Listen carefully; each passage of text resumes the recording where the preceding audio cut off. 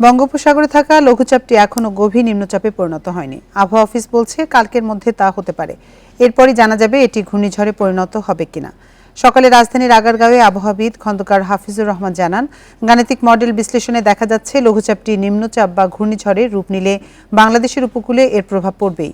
শনিবারের মধ্যে পুরো বিষয়টি স্পষ্ট হবে বলেও জানান তিনি। এছাড়া লঘুচাপের প্রভাবে শনিবার পর্যন্ত দেশে বৃষ্টির সুযোগ দেখছে না আবহাওয়া অফিস। এ সময় বাড়বে তাপমাত্রাও।